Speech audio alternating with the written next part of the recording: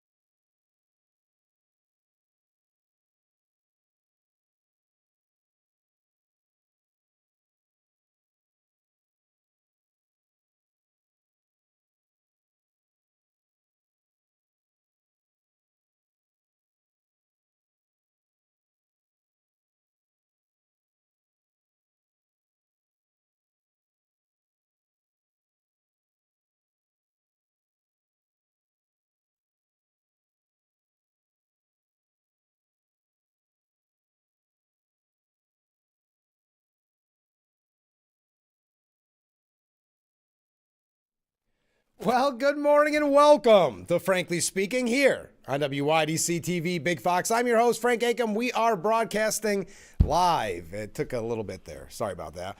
We had a little bit of a technical difficulty, but we are on the air and broadcasting live from the Hesselson studio. We've got a lot to cover this morning.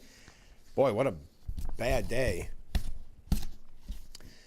to have a day off on Monday, huh? There's a lot to cover. We're going to talk all about it. Let's go first to some viewer comments that came in yesterday and throughout this morning. Good morning, Frank. Well, good morning. Jack says the shooting at the White House Correspondents' Dinner actually proved the president's point about having a more secure space for events such as this. If there's been one or two more accomplices running past, or if it was a diversion to force him into a different area of attack, I'm thinking it would have been much worse. Yes, it does. We've got a lot to talk about with that. Comment from a different viewer. Good morning, Frank. Well, good morning. You may see this on Tuesday morning when you are back, and obviously the shots fired at the White House Correspondents' Dinner will be front and center of Tuesday's discussion, no doubt. Enough is enough. This insanity needs to cease. Unrelated, You commented last week on how very little was mentioned about Reagan while you were perusing the history books in high school.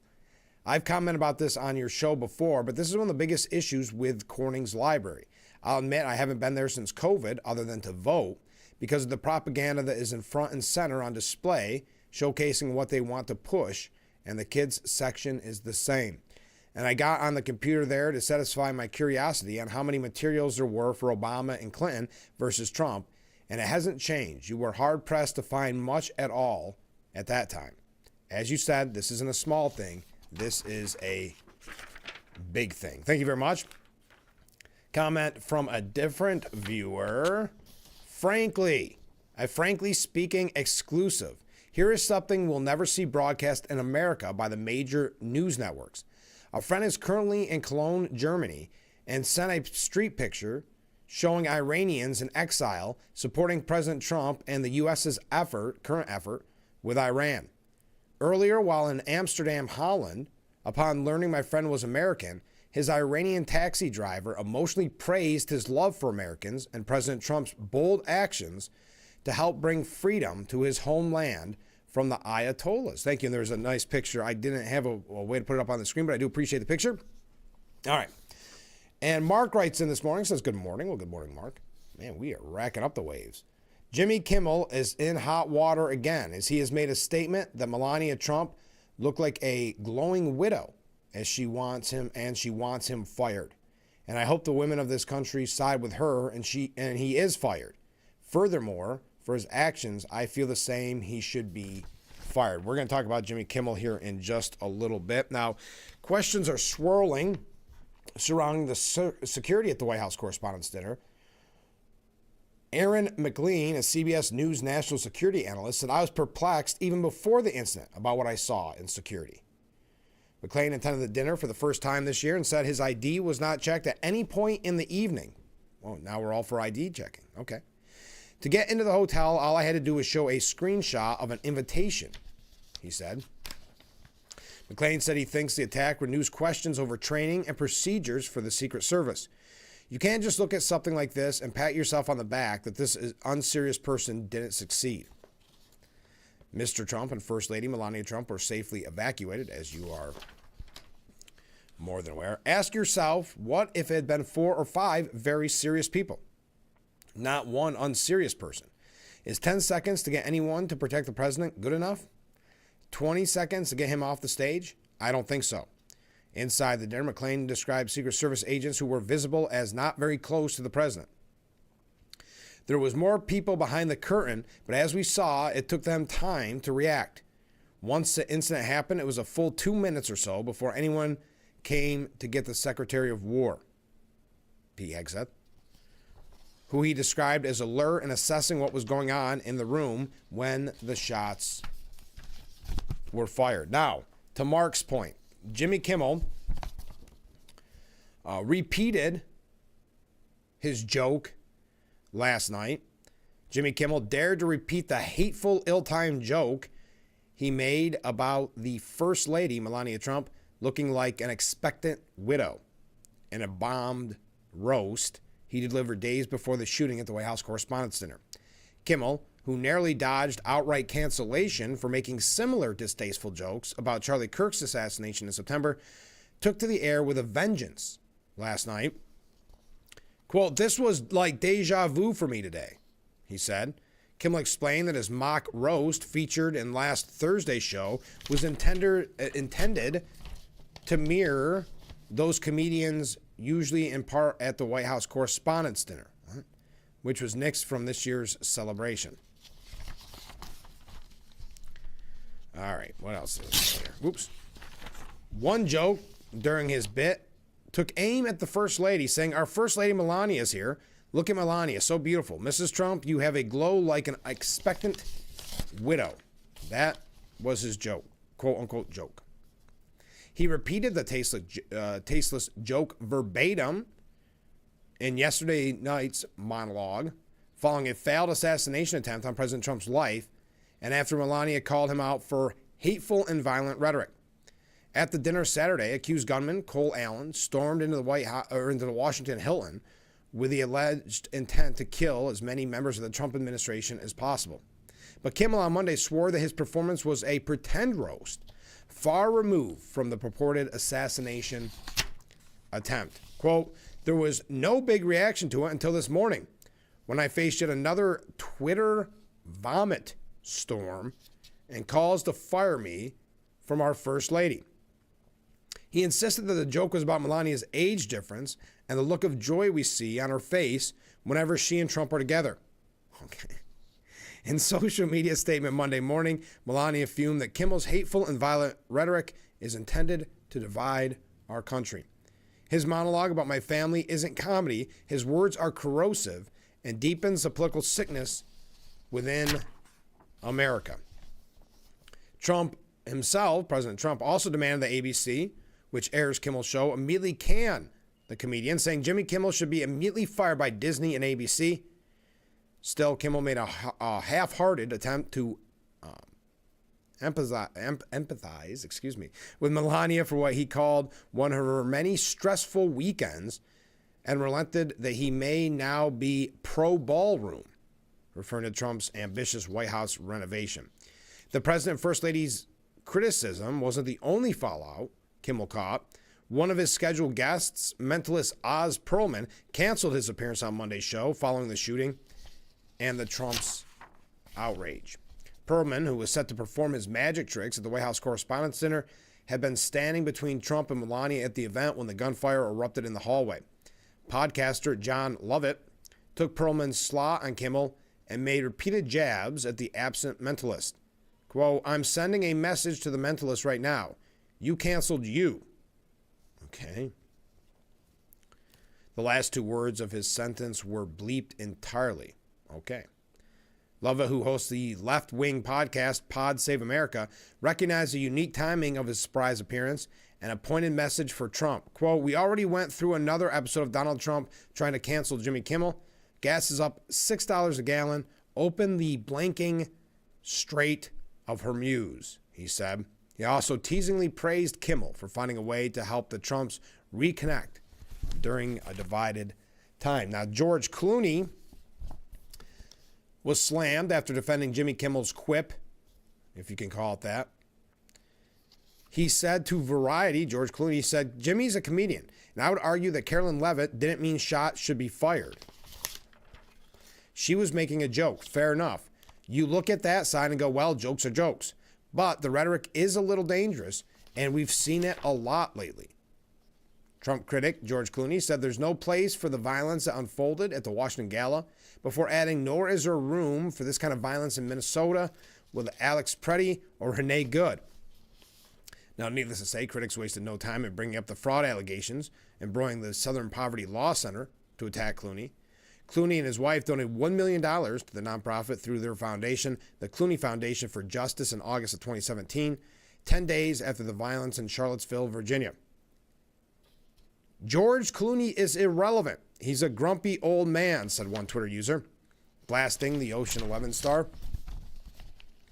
"He was never very bright and had no wisdom to pass on to younger generations.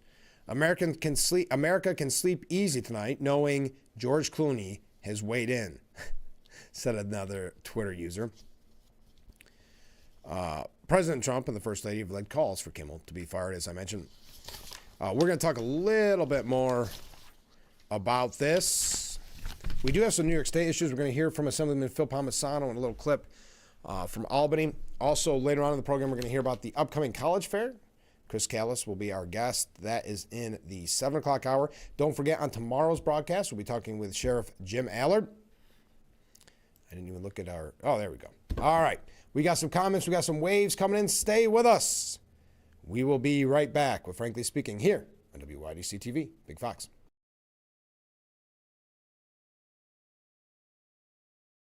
Don't have time to go to the gym? The health club is not an option?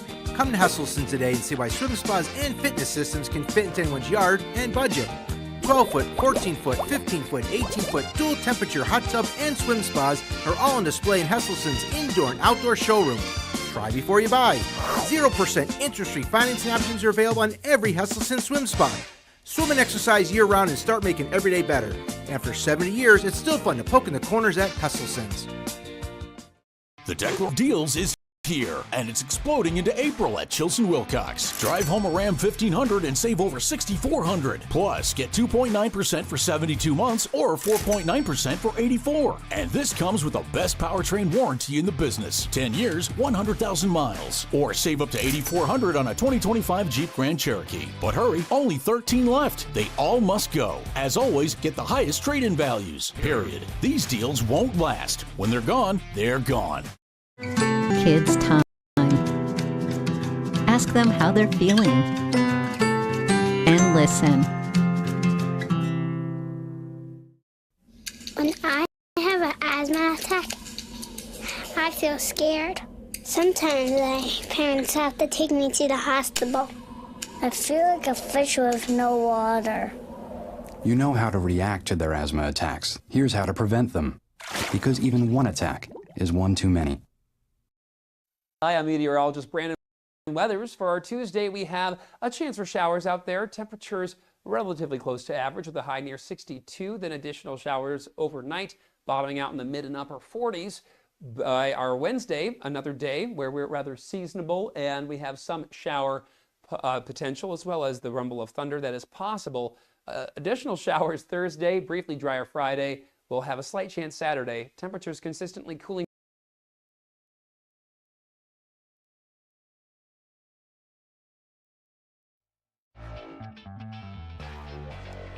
The Frankly Speaking Roof Cam, brought to you by Boss Security in Horseheads. Contact them today for all your business and home security needs. We are back, broadcasting live from the Hesselson studio here on Market Street in Corning. Some viewer comments. The Democrats must be trying to silence you, given the recent technical difficulties. No, just user error. That's just me. Jimmy Kimmel has made a career and owes a lot of his success about being a professional Trump basher.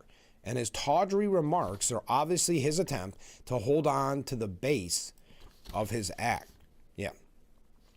As Melania Trump called it, hateful and violent.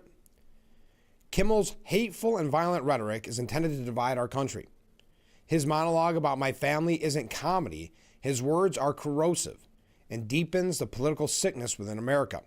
People like Kimmel shouldn't have the opportunity to enter our homes each evening to spread hate, said Melania. A coward, Kimmel hides behind ABC because he knows the network will keep running cover to protect him. Enough is enough. It is time for ABC to take a stand.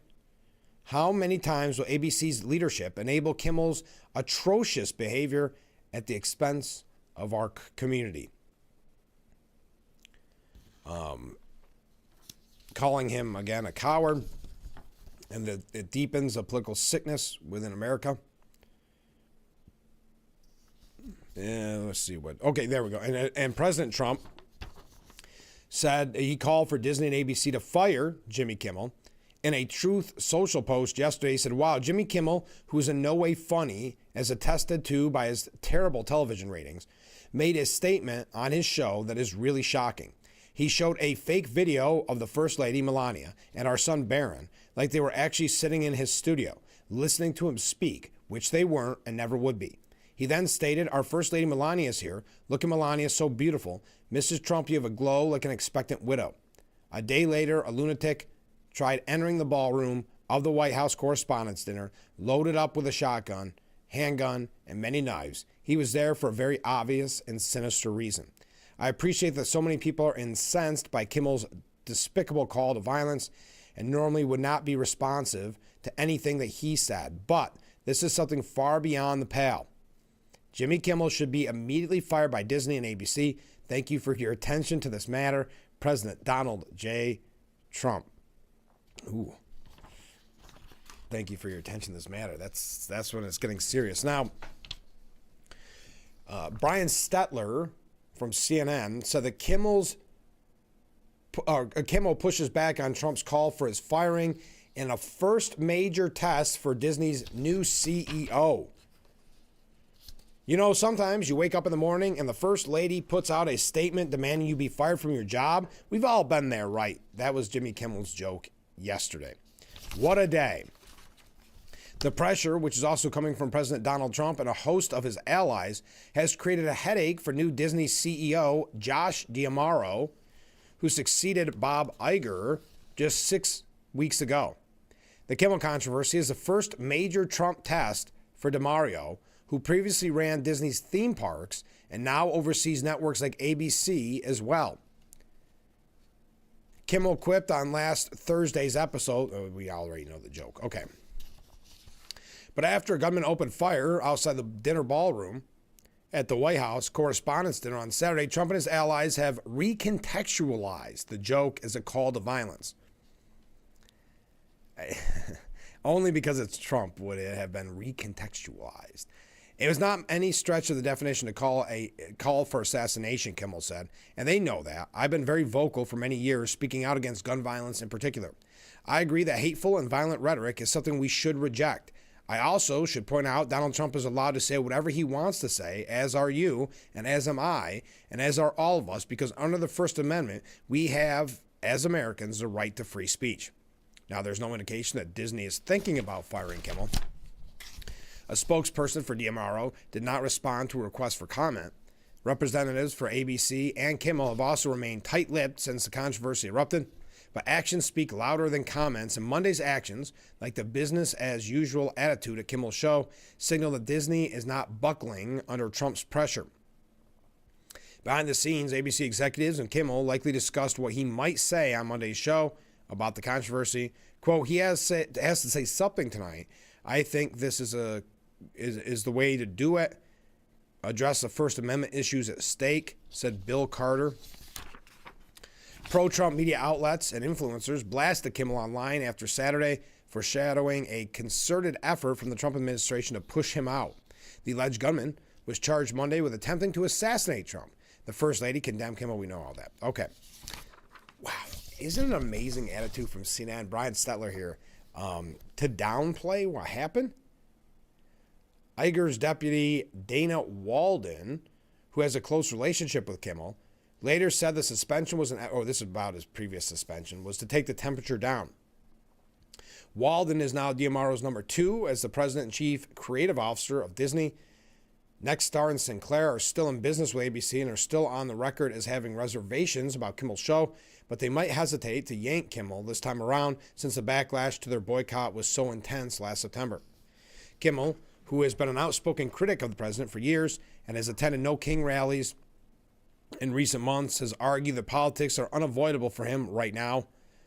Earlier this month on Michelle Obama's IMO podcast, he said, I think it would be embarrassing if we didn't talk about this. It would be shameful.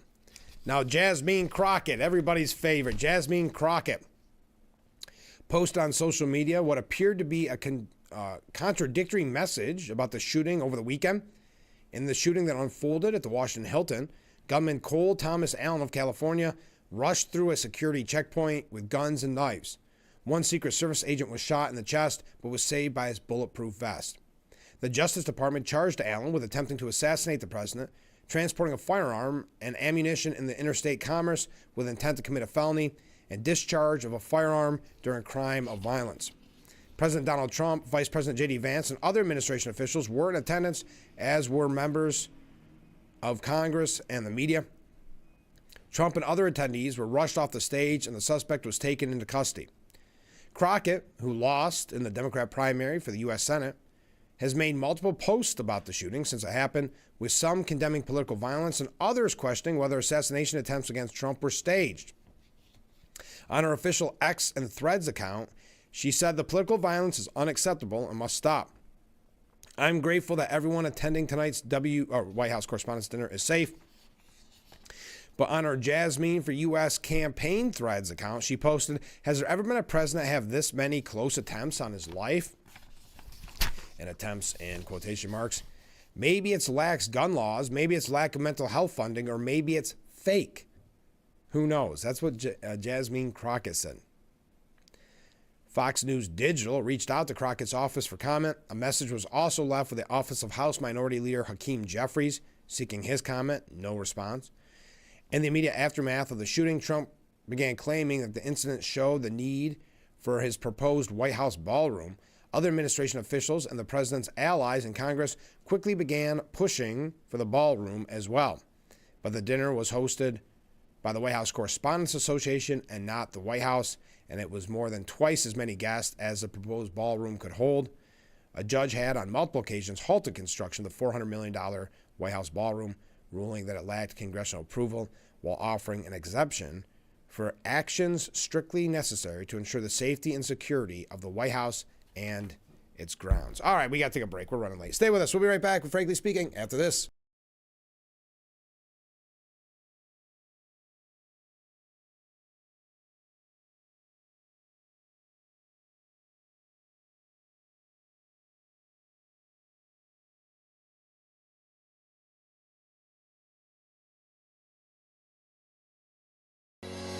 At Simmons Rockwell, you'll find brand new 2026 Chrysler Pacifica Select all-wheel drives for only $44,999 during the Declaration of Deals event going on now at Simmons Rockwell Dodge Chrysler Jeep Ram in Bath.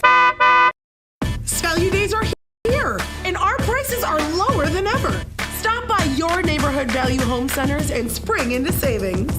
Krylon Color Max Spray Paint and Primer is a low $4.99. Save over 35%. This spring, the deals just keep growing. Save over 20% on quarts of Minwax Fast Dry Polyurethane, only $13.97. Don't miss out on our lowest prices of the season.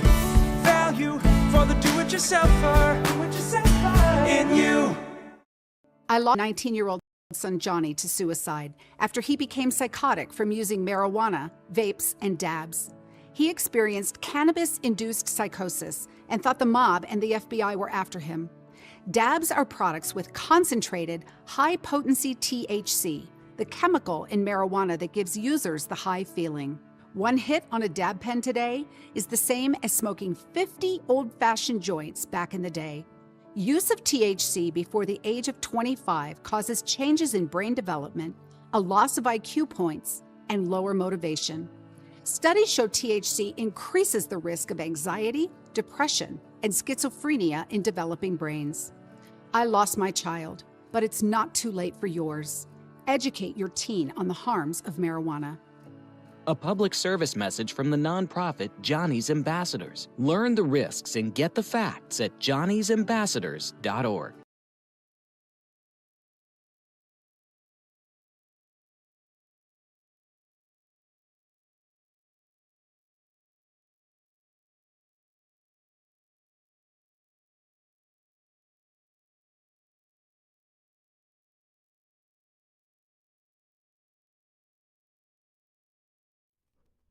The Frankly Speaking Roof Cam.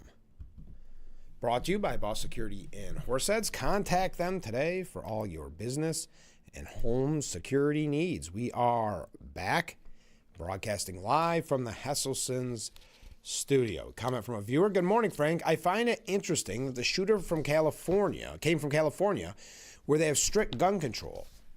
How is that working out for them? Good question. Couple waves come in. Comment from a different viewer. Ken writes in, sayings that symbolism things that will never happen. Sayings that symbolism things that will never happen. Am I reading that wrong?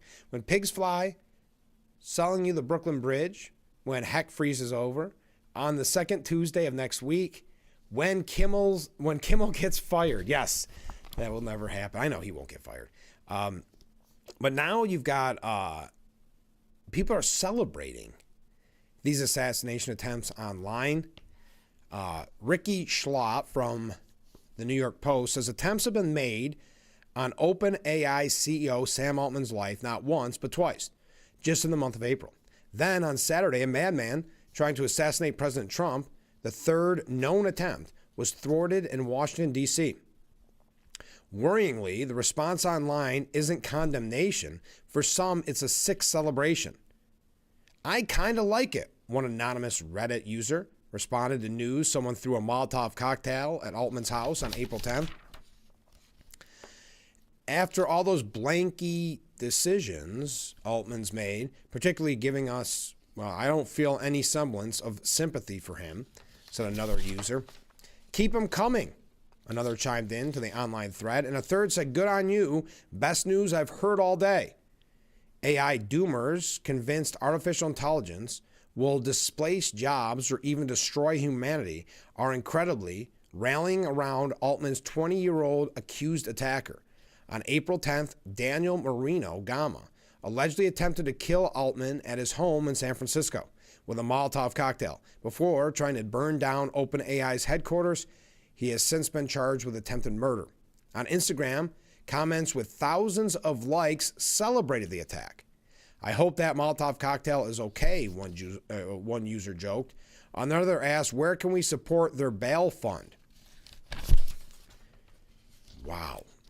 2 days later, another incident happened which led to the arrest of 2 people for allegedly firing a gun at Altman's property. The names of those arrested have not been released. Many internet users are drawing parallels between these incidents and alleged United Healthcare CEO killer Luigi Mangione. For AI doomers, Marino Gama is another version of Mangione or Robin Hood. So this is like a culture at this point, which is pretty scary.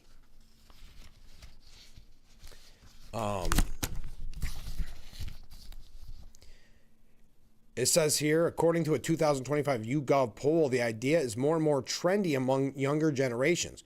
While just 6% of senior citizens say the political violence can be justifiable, 19% of Zoomers say the same. Notably, another 15% declined to answer the survey's question. And then on Saturday, a 31-year-old California teacher, a young millennial, opened fire at the White House Correspondents' Dinner. According to his manifesto, Cole Allen was targeting Trump's administration officials. Quote, "I would still go through most everyone here to get to the targets if it were absolutely necessary," on the basis that most people chose to attend a speech by, quote, "a pedophile, rapist, and traitor, and are thus complicit.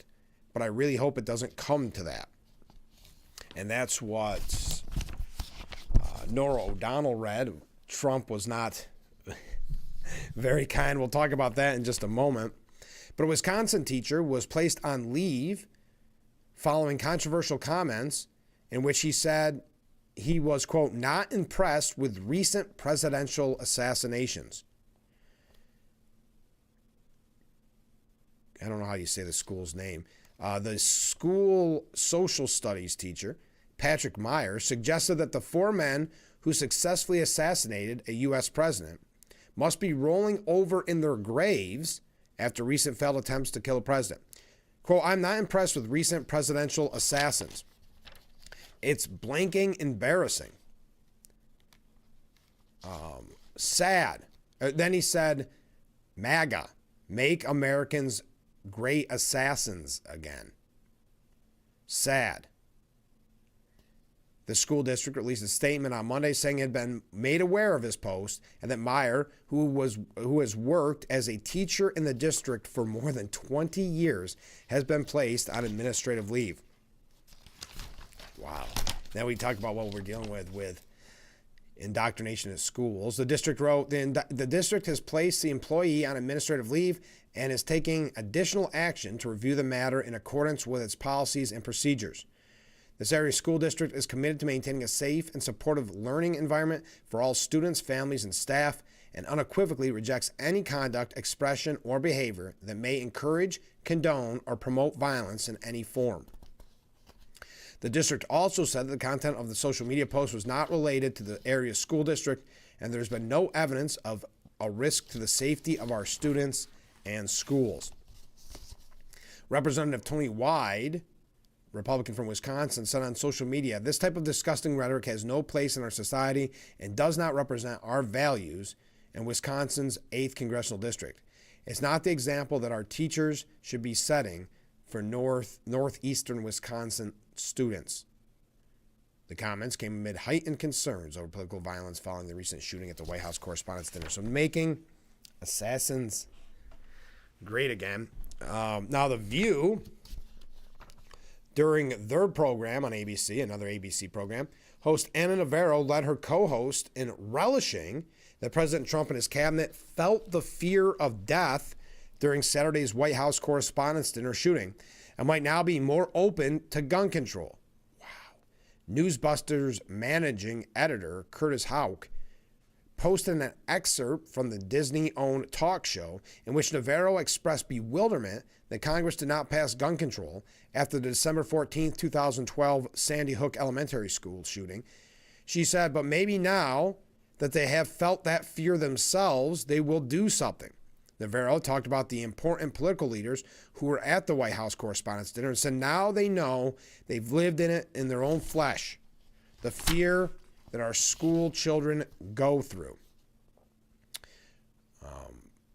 Wow, okay. So there you go. Relishing in it, Whoopi Goldberg tells Trump to build his own hotel with a ballroom. I think he already has one, doesn't he? Goldberg, who regularly calls Trump you-know-who instead of naming him, said he should build a new hotel with a large ballroom so the White House Correspondents Association doesn't need to use the Hilton for future events. Quote, here is something, you know, who always talks about that he's a builder. He knows how to do this. Maybe he needs to build a new hotel there that has a big enough ballroom where they don't have to go to the Hilton, where the ballroom is under the building. This is what he says he does well. Forget destroying the White House. Okay. I'm saying maybe it's time someone built a hotel with a bigger ballroom, because the ballroom, you're never going to have enough seats for everybody. You're just not. It's always going to be more people showing up, less people. You're never going to know. Maybe that's something when he stops being president. Goldberg then said, we have to do a better job, and thank God for the Secret Service. Thank God that, you know, this thing was in the basement where you couldn't get to him. So you had to go here and here and here before you even get to here. So that's, thank goodness for that. But there has to be a better way to do this. There just has to be. All right. On that note, Ken writes in, because of autocorrect, it should say symbolize. Okay, saying symbolize things that will never happen. Sayings that symbolize things that will never happen. When pigs fly, selling you the Brooklyn Bridge, when heck freezes over on the second Tuesday of next week, and when Kimmel gets fired. Yeah, they're never going to fire him. I know. Frustrating. All right, we got some other comments coming in. Stay with us. We'll read them when we return. This is Frankly Speaking here on WYDC TV. Big Fox will be right back.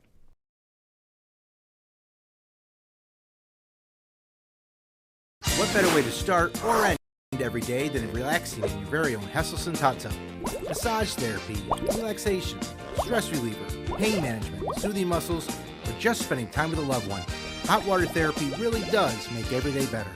Hesselson's has been a part of this great community for over 70 years, still being locally owned and operated. So make the drive to Hesselson's and start making your path to a better life today. And after 70 years, it's still fun to poke in the corners at Hesselson's. I had to pack up all my things. I had to leave my home. And I never knew where I was going next. It felt like I never even had a say. But then you came along. Change a child's story. There's a child in foster care waiting for a volunteer like you. Learn how you can help at nationalcasagal.org. The Deckel Deals is here, and it's exploding into April at Chilson Wilcox. Drive home a Ram 1500 and save over $6,400. Plus, get 2.9% for 72 months or 4.9% for 84. And this comes with the best powertrain warranty in the business. 10 years, 100,000 miles. Or save up to $8,400 on a 2025 Jeep Grand Cherokee. But hurry, only 13 left. They all must go. As always, get the highest trade-in values. Period. These deals won't last. When they're gone, they're gone. Hi, I'm meteorologist Brandon Weathers. For our Tuesday, we have a chance for showers out there. Temperatures relatively close to average with a high near 62, then additional showers overnight, bottoming out in the mid and upper 40s. By our Wednesday, another day where we're rather seasonable and we have some shower potential as well as the rumble of thunder that is possible. Additional showers Thursday, briefly drier Friday. We'll have a slight chance Saturday. Temperatures consistently cooling down.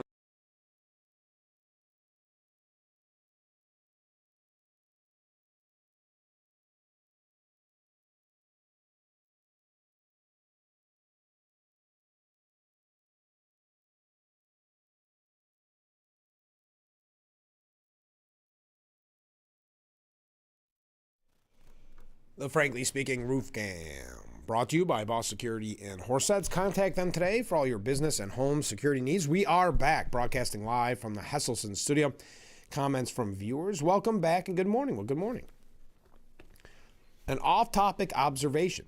Given the tight reins and non-negotiable influence the DNC has over its members, and the fact that all Democrats negotiate behind closed doors with no transparency, it occurred to me that they represent the epitome of a communist regime. Well, thank you very much. Comment from a different viewer talking about Whoopi Goldberg. It's not about having a ballroom outside the White House. It's about security. Exactly. Comment from a different viewer. The shooter put forth a lot of effort into his plan. Having even taken a 64-hour train ride from California. Jack noticed a change in the media rhetoric after the attack. It became an event full of potential journalist victims. After which I noticed, because of that exposure, changed a lot of the rhetoric coming from the left media. Yeah, always focused on themselves. Now, Joe Scarborough ripped into the White House Correspondents' Dinner's location after the shooting, saying, "I can't think of a dumber place to host the dinner than an open hotel." Mika and I have certainly said it for years. It just seems extraordinarily stupid to use an open hotel and get State of the Union type concentration of power in the United States, especially at a time of war against a country that's been the epicenter of terrorism since 1979. 2,500 guests and journalists were gathered there. Wow. In a chilling manifesto first reported by the New York Post, the accused gunman called himself the friendly federal assassin and revealed he was going to kill the Trump administration officials, not including FBI Director Kash Patel, prioritized from the highest ranking to the lowest. Scarborough said during his broadcast yesterday, "I just can't think of a dumber place to have this than at the Washington Hilton. I know it's history, but history be darned, we'll say. When you're putting the Secretary of the Defense, you're putting the FBI Director, you're putting the Secretary of Treasury, you're putting the Vice President, you're putting the President. To have them walking around, going in and out of parties, standing to get their pictures taken before they go in, it's never made sense to me. It's never made sense to Mika." The MS Now co-hosts have not attended the dinner in maybe a decade, but anyone who has attended the prestigious media powwow would know that you aren't securing the entire hotel. You're not checking people's bags. You're not doing the basic things that would be done at the State of the Union address. Brzezinski chimed in with some criticism for the Trump administration, saying it's up to whatever White House is in power to make that decision, to have that concentration of power in one place at a time of war, 5 weeks after we decapitated Iran's government. In his anti-Trump memo, Allen, the suspect, mocked the insane lack of security at the Hilton Hotel when he arrived armed to the teeth. Like, the one thing that I immediately noticed walking into the hotel is a sense of arrogance. I walk in with multiple weapons and not a single person there considers the possibility that I could be a threat. While Scarborough ripped into the insecure location of the Correspondents' Dinner, he also blasted Trump's argument that the shooting is proof that the White House needs a ballroom, saying this event will never be held in the White House because it's not about the White House, it's about correspondence. All right. Now, Trump, well, we got a couple other things on this. Who else said that about the security there? That it was, well, and you've got the conspiracy theories and the left-wing theories that it was all manufactured. We can talk about that. But I thought I had something here about some of the other security issues. But we can talk about that when we return. I do have one other last thing. Trump calls 60 Minutes host disgraceful. I'm sure you saw that by now. This happened on Sunday. Norah O'Donnell. She quoted parts of the shooting suspect's alleged manifesto. Trump branded her a disgrace and saying she should be ashamed of herself. Trump lashed out at the journalist during his 60 Minutes interview Sunday night, hours after it emerged that Cole Allen, the alleged gunman, penned a 1,052-word missive stating he believed it was his righteous duty to target the Trump administration. The president became particularly irked when O'Donnell quoted Allen's alleged words directly, saying, quote, "I am no longer willing to permit a pedophile, rapist, and traitor to coat my hands with his crimes." Trump told O'Donnell, "Well, I was waiting for you to read that because I knew you would because you're horrible people." Horrible people. Yeah, he did write that. I'm not a rapist. I didn't rape anybody. Then he continued. Where's the other quote here? O'Donnell. Oh, yeah, then O'Donnell kind of faked this ignorance, saying, "Do you think he was referring to you?" Trump said, "I am not a pedophile. You read that from some sick person. I got associated with all stuff that has nothing to do with me. I was totally exonerated. Your friends on the other side of the plate are the ones that were involved with, let's say, Jeffrey Epstein or other things. But I said to myself, I'll do this interview and they'll read the manifesto. He's a sick person, but you should be ashamed of yourself reading that because I'm not any of those things." O'Donnell tried to tell Trump she was just quoting the alleged shooter's words, but Trump branded her disgraceful. "You shouldn't be reading that on 60 Minutes. You're a disgrace. But go ahead, let's finish the interview." I don't see how you can justify that you read that in front of the president using, because isn't that ultimately what the attempted assassin, isn't that what he ultimately wanted? His quote-unquote voice heard, and as that one viewer said, he was a teacher. Imagine showing you again what we're dealing with the education system. Now, Nicole Wallace said President Trump's rhetoric was some of the most vitriolic things. So almost blaming the victim here.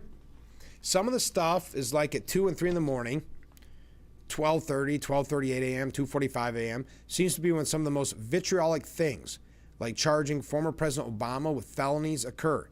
He's called for the death of Liz Cheney, Mark Milley. I just want to be really careful in these moments. when Melissa Hortman and her husband and their golden retriever were murdered, I just don't remember a lot of calls for a change of that tone. She was a leader in that state legislative body, and she and her husband and their dog were gunned down in an act of political violence. And I think it was the day of Donald Trump's birthday celebration, a military parade in Washington. And there was no Governor Walz, I think, tried to call for calm. And it is the same state, Minnesota. I guess my point is, I just want to be careful to be accurate. Donald Trump's rhetoric is unprecedented in modern political times, and it is heinous that anyone should ever have to live with the risk of any political violence. I think everyone condemns every single threat of violence, and that any of them, thank God, Donald Trump has been protected by the Secret Service and probably always will be.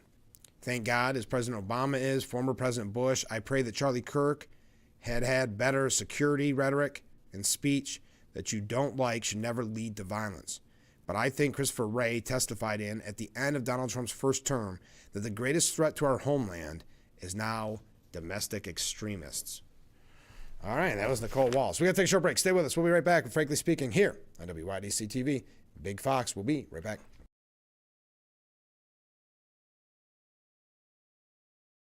When you're online, don't forget to visit our Facebook page at Big Fox News. Catch up on news from the Twin Tiers and hear about local events.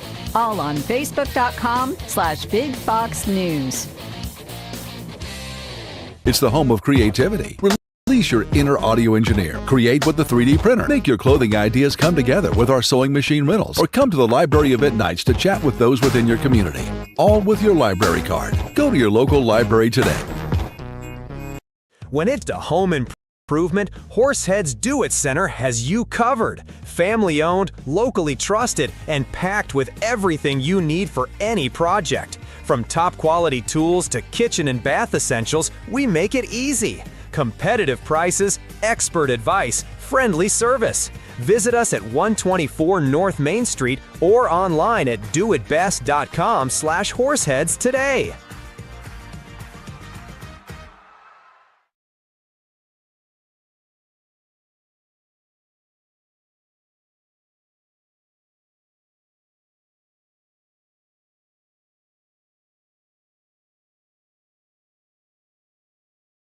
Lease a brand new 2026 Hyundai Elantra SE sedan featuring alloy wheels, Android Auto, and Apple CarPlay with no money down for only $239 a month for 36 months. Make car buying simple. Drive your deal at Simmons Rockwell Hyundai.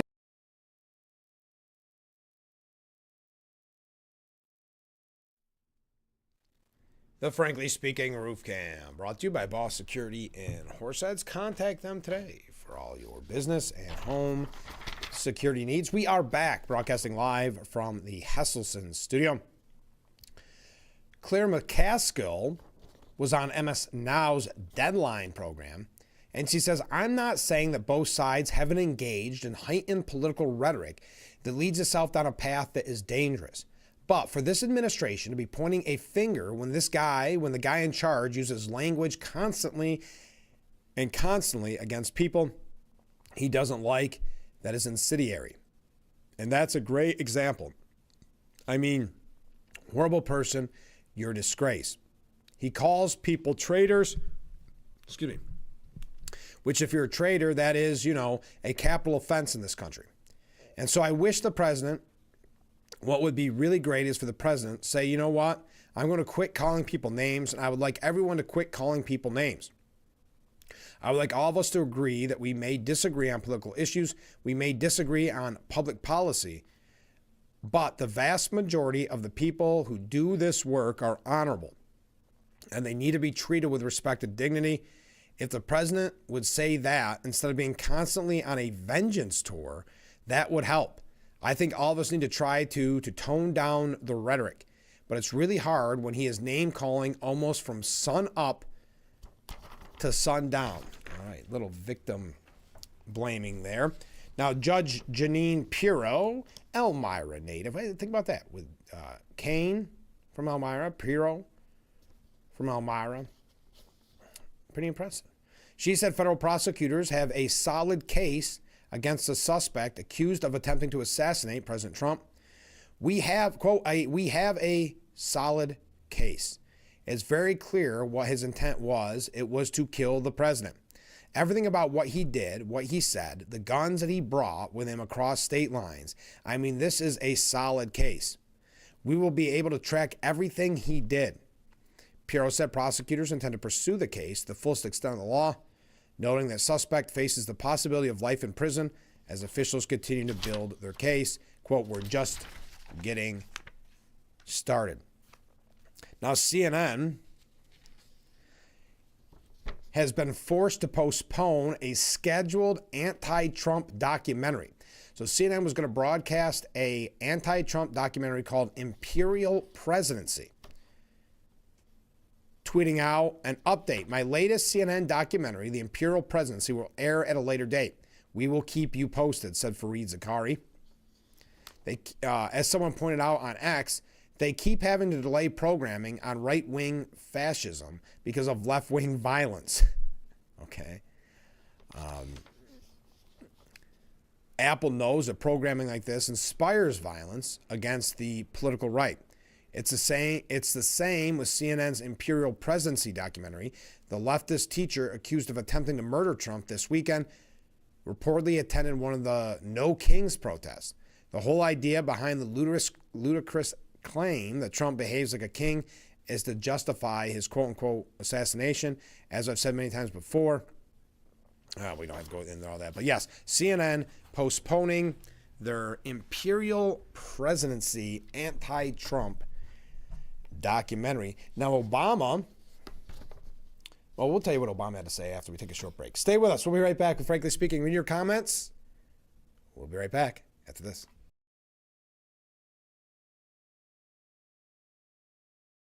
Go to your local library, create with the 3D printer, release your inner audio engineer or sewing machine rentals, all with your library card. Go to your local library today.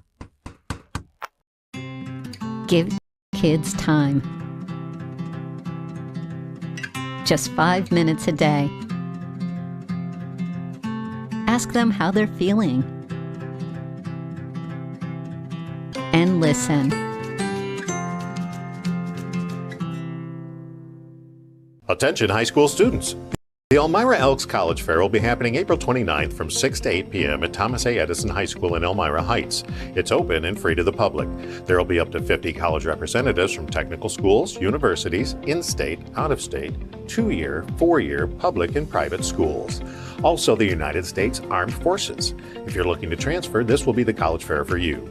Also, a chance to win an instant scholarship drawing at 8 p.m. Come down to the Elmira Elks College Fair on April 29th from 6 to 8 p.m. Hi, I'm meteorologist Brandon Weathers. For our Tuesday, we have a chance for showers out there. Temperatures relatively close to average with a high near 62, then additional showers overnight, bottoming out in the mid and upper 40s. By our Wednesday, another day where we're rather seasonable and we have some shower potential as well as the rumble of thunder that is possible. Additional showers Thursday, briefly drier Friday. We'll have a slight chance Saturday. Temperatures consistently cooling down. The Frankly Speaking Roof Cam, brought to you by Boss Security and Horseheads. Contact them today for all your business and home security needs. We are back, broadcasting live from the Hesselson studio. Comments from viewers. Give me one example, just one example, when the president advocated violence against any of you Democrats. Yes, exactly. Comment from a different viewer. It's as if the left lives in this alternative universe that only they can see or hear. They take the strangest view of reality and then twist it into their TDS. Pedophile? Really? Trump's remarks defending himself against rhetoric that said he was involved with Epstein got twisted into that? President Trump would need a supercomputer to rewrite everything he says into something they couldn't find a way to twist it. Yes. So President Barack Obama, former President Barack Obama, of course, completely ignored the alleged White House Correspondents Association dinner's gunman's manifesto, because he released a manifesto, and failed to mention that President Trump was his top target, claiming, quote, we don't yet have the details about the motives. That is what the former President Barack Obama said. Obama was heavily criticized for his Sunday evening social media post in which he called on Americans to reject political violence while failing to mention that shooting suspect Cole Thomas Allen is an outspoken leftist who allegedly wrote about targeting Trump administration officials before attempting to rush into the dinner with a shotgun, a handgun, and several knives. Although, quote, although we don't yet have the details about the motives behind last night's shooting at the White House Correspondents' Dinner, it's incumbent upon all of us to reject the idea that violence has any place in our democracy. It's also a sobering reminder of the courage and sacrifice that U.S. Secret Service agents show every day. I'm grateful to them and thankful that the agent who was shot is going to be okay. Now, the 1,052-word document, manifesto, obtained by the New York Post, was signed Cold Force friendly federal assassin Allen and claimed he was going to aim for Trump and his officials, prioritizing from highest ranking to lowest. Allen notably excluded FBI Director Kash Patel from his list of target, which is kind of weird. I don't understand that. I'm no longer willing to permit we've done that quote enough already. Allen was also an attendee of a leftist anti-Trump No Kings protest and had, quote, a ton of anti-Trump and anti-Christian rhetoric on his social media accounts, according to Fox News. Several Trump administration officials and Republican lawmakers balked at Obama's post, with EPA Administrator and former New York gubernatorial candidate Lee Zeldin writing, let's not pretend to be this clueless about motive. The attempted assassin put out an anti-Trump manifesto about wanting to kill Trump administration officials minutes before trying to storm a ballroom filled with the president, VP, cabinet, and many others from his administration. Former FBI Assistant Director Dan Bongino wrote, are you kidding? Senator Mike Lee said it was politically motivated. He made that pretty clear. In another post, Lee wrote, we don't know the shooter's motive is in the same sense that we don't know who killed O.J.'s wife, O.J. Simpson's wife. There is no ambiguity. It was a politically motivated attack driven by anti-Trump and anti-Christian bile. It's wrong to downplay or obscure the obvious motive, said former Department of Homeland Security spokeswoman Tricia McLaughlin. Oh my goodness, we are out of time for hour number one. Boy, that went quick. Coming up in the next hour, we're going to hear from Chris Callis about the upcoming college fair. Hopefully we have an opportunity, a clip from Assemblyman Phil Palmisano as well. So stay with us. Hour number one in the books. Hour number two, moments away.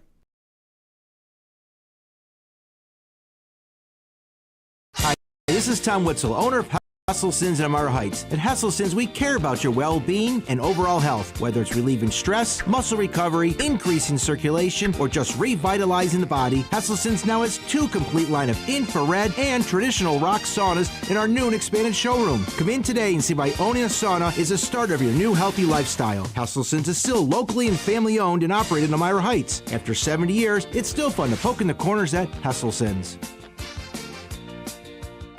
Having Spectrum, I realized, wow, this connectivity is great. So I figured, hey, might as well give them a shot as well for the mobile service. I'm a 90s baby, so I hear all the time, every commercial since I was a kid, bundle and save, bundle and save. And I was like, I'm an adult now, it's time to bundle and save. It was like deals on deals, it was unlimited data, and I got a new phone out of it. It was a pretty magical experience. Real customers, real savings. Visit spectrum.com/save1000 to learn how to save $1,000 guaranteed. Out back at Hardaway High School, college first round draft pick during the football season, I would stop eating. But I didn't know I was depressed. We didn't have any education behind what mental health was. I started to learn it starts here first. If this is together, I'll be better as a father and as a husband. We have to redefine what being a strong man is and heal, love your mind.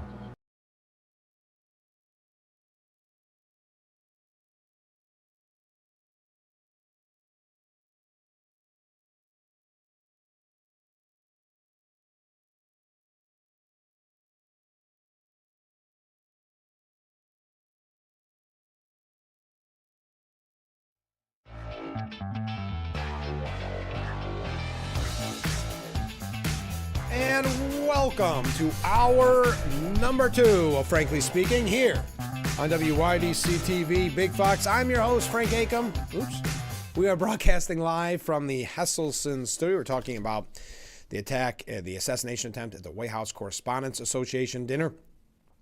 Now you have even some major media outlets kind of pushing this idea that it was a false flag conspiracy. This coming from NBC. A flood of misinformation, conspiracy theories, and false claims about the shooting at Saturday night's White House Correspondents Association dinner spread online at a notable and concerning speedy rate. Most about the baseless theory that the incident had been staged. The speculation on social media began to swirl within minutes of the first report of shots fired, picking up steam throughout Sunday despite journalists, the vast majority of the gala's attendees, and authorities quickly releasing verified and evidence-backed information about the suspect. There is no evidence that Saturday night's incident was staged. Authorities have released ample evidence that Cole Thomas Allen, 31, from Torrance, California, rushed the event while armed and was stopped by law enforcement. A senior administration official said that the suspect's brother told authorities that Cole Allen had sent him and other family members writings displaying anti-Trump sentiment prior to the incident. Even President Trump, long known for distributing conspiracy theories online, took note of the speed, saying, quote, usually it takes a little bit longer. Usually they wait about 2 or 3 months to start saying that. This time it was less than 2 to 3 hours. The response highlights how conspiracy theories and a knee-jerk skepticism of current events have become the default response for a growing number of Americans, deepened by the loss of trust in institutions and supercharged by starkly partisan politics. Michael Barkun, professor at Syracuse University, said, I would have been surprised if they hadn't developed because we're in a society that is absolutely saturated with conspiracy. All right, enough on that. The MSN Now host, who is it? Eugene Daniels, called out disturbing conspiracy theories spread by left-wing commentators claiming that the shooting was a false flag. One thing that I'm disturbed by as we woke up this morning is seeing folks on the internet say that this was a false flag, that we are basically all in cahoots to say that this was staged. And I think as someone who, for all of us who was in the room, who had to jump to the ground, who had to text our family and friends and tell them that we were okay, calling our moms, like so many people in this country have done for decades. To see people say those kind of things, it is frustrating and it's disturbing, and it shows that the issues that we have to try and fix in this country. Yes, there's a lot of those on the left, as Chris Nessie wrote. Lefty loons claim the assassination attempt was staged. Fact-averse radical leftists are taking to social media to claim the third attempt on President Trump's life by an armed lunatic was all part of an elaborate hoax. X has become a cesspool of armchair sleuths, many of them sporting blue hair and nose rings, confidently declaring suspect Cole Allen's botched attempt to mow down Trump administration officials at the White House Correspondents' Dinner on Saturday night is fake.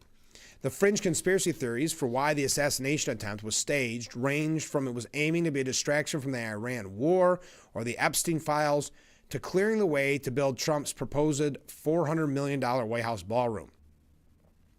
One Twitter user said, stop staging fake assassination attempts. Another person posted, this is backfiring on Trump. Nothing is going to work. People aren't buying it anymore. Someone else sneered, yep, that is why Trump staged the event last night, to get his supporters yelling to build his blanking ballroom. One hateful ex-user wrote in response to a photo in which White House Press Secretary Carolyn Leavitt and White House Deputy Chief of Staff Stephen Miller's wife, Katie, were comparing baby bumps. And they called this, listen to this, this is how hateful. We talk about Trump derangement syndrome. Quote, you're both a couple of fat, ugly pigs. Wow. The staged assassination attempt was pitiful. Your time is coming, piggy. That's what they posted on Twitter. The comments continued a disturbing pattern of callous indifference that has followed every assassination plot against the president. The term staged has been trending on both Google Trends and social media, with more than 300,000 posts on X by midday Sunday using the term. Search interest in the word on Google quickly spiked in the immediate aftermath of the shooting. 60 Minutes correspondent Norah O'Donnell even jumped into the fray during the president's Sunday night appearance, saying, I hesitate to ask you about this, but as you know, there's conspiracy theories out there on the left and on the right that the event was staged or it didn't happen. So Trump responded, wait, last night didn't happen? O'Donnell said, yeah, because it was your first time there. Or that Butler didn't happen. These conspiracy theories that are gaining traction on the internet, she added. Trump replied sarcastically, yeah, October 7th didn't happen, and World War II didn't happen, and the Holocaust didn't happen, and many things didn't happen. I don't know. I think they're more sick than they are. I think they're more sick than they are con people. But there's a lot of conning that's going on. I hadn't heard that last night, didn't happen. Usually it takes a little bit longer. Usually they wait about 2 or 3 months to start saying that. In a victory for sanity, an equal contingent of ex-posters were quick to bat down and even mock the left, who claimed that the attack was staged, saying, you would have celebrated if it happened, and you're screaming staged because it didn't happen. You are some sick people. Another person said, so now the liberal cult members are now part of some grand conspiracy about this being staged.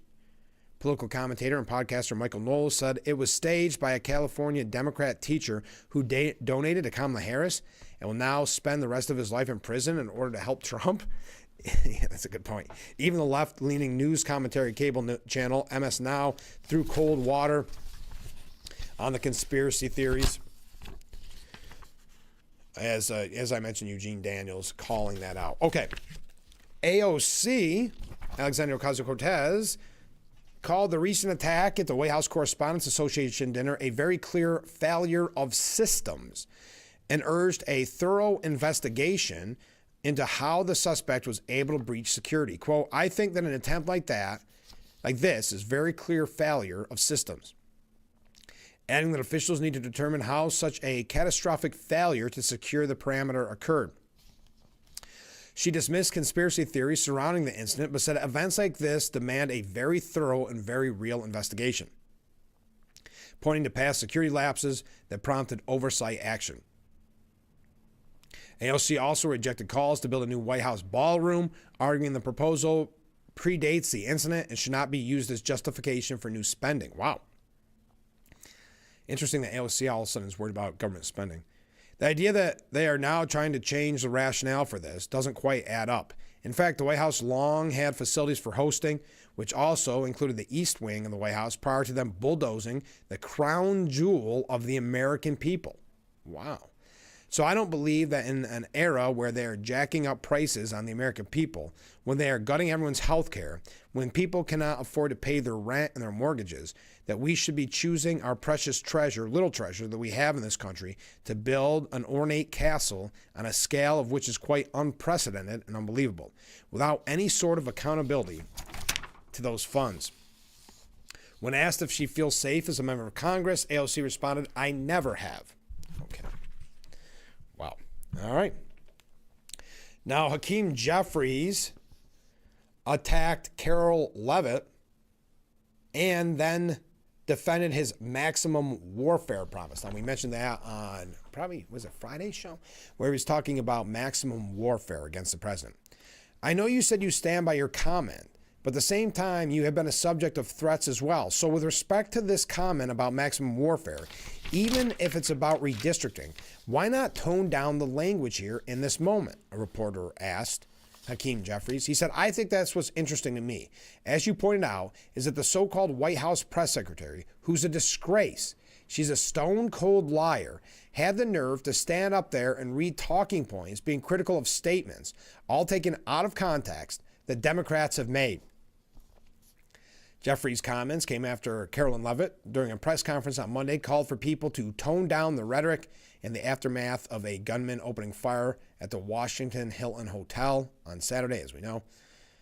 Levitt noted that, as Trump said on Saturday night, the nation needs to recommit ourselves as a country to toning down the rhetoric and unifying around what makes our country great. Quote, when you have mentally disturbed individuals across the country who are listening to this crazed rhetoric about the president day after day, it inspires them to do crazy things. Unfortunately, it's not just the media, it's the entire Democrat Party that has made their pitch to voters across the country that Donald Trump poses an existential threat to democracy, that he's a fascist, and then they compare him to Hitler.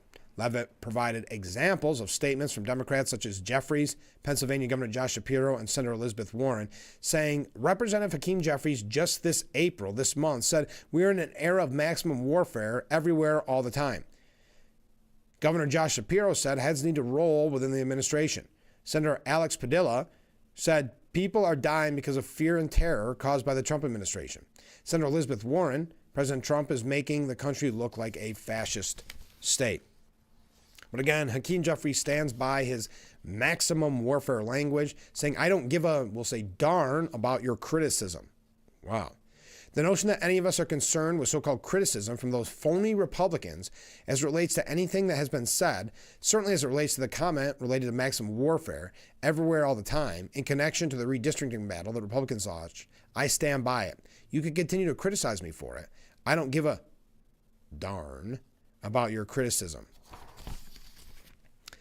Jamie Raskins, Democrat from Maryland, was pressed on Sunday on whether Democrats should tone down rhetoric against President Trump after the shooting. Oh my goodness, look at all these waves and comments coming in. When asked on CNN's State of the Union by Dana Bash whether he and other Democrats should reconsider heated, inflammatory language towards Trump and his administration, Raskins responded, what rhetoric do you have in mind? Before adding, he criticizes administration policies that rather than making personal attacks. So he's never seen any kind of attacks, no rhetoric against President Trump. I'll talk about the policy of this administration, the authoritarianism. I don't personalize it. Raskins, often a vocal critic of the Trump administration, has previously called for cognitive tests of the president and said Trump has taken a chainsaw to the Constitution. I think the press are the people's best friends, and that's why it's written right here into the First Amendment, Raskin said. We need the press to be a vigilant watchdog against every level of government. I hope that the investigation is done with complete openness and transparency. All right, enough on that. We got to take a short break. Stay with us. We'll be right back with Frankly Speaking here at WYDC TV, Big Fox.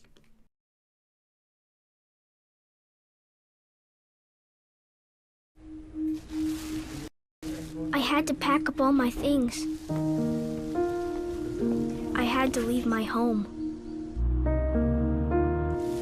And I never knew where I was going next. It felt like I never even had a say. But then you came along. Change a child's story. There's a child in foster care waiting for a volunteer like you. Learn how you can help at nationalcasagal.org. The Declaration of Deals is here, and it's exploding into April at Chilson Wilcox. Drive home a Ram 1500 and save over $6,400. Plus, get 2.9% for 72 months or 4.9% for 84. And this comes with the best powertrain warranty in the business. 10 years, 100,000 miles. Or save up to $8,400 on a 2025 Jeep Grand Cherokee. But hurry, only 13 left. They all must go. As always, get the highest trade-in values. Period. These deals won't last. When they're gone, they're gone. Plastic is flooding our planet, hurting wildlife and destroying delicate ecosystems. We can stop this by changing how plastic is made, used, and recycled, and building a better system from the ground up. It's a beautiful day. Sky falls, you feel like it's a beautiful day. A clean planet is possible. Let's build it together. Hi, I'm meteorologist Brandon Weathers. For our Tuesday, we have a chance for showers out there. Temperatures relatively close to average with a high near 62, then additional showers overnight, bottoming out in the mid and upper 40s. By our Wednesday, another day where we're rather seasonable and we have some shower potential as well as the rumble of thunder that is possible. Additional showers Thursday, briefly drier Friday. We'll have a slight chance Saturday. Temperatures consistently cooling down.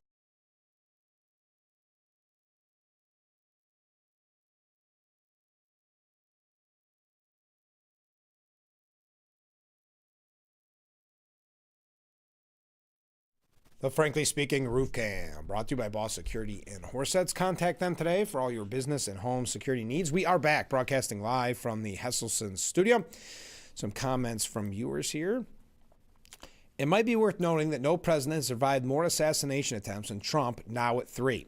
Google, however, will try to trivialize that by saying that Obama survived more assassination plots, but they were counting all the loonies like the KKK plot to build a death ray.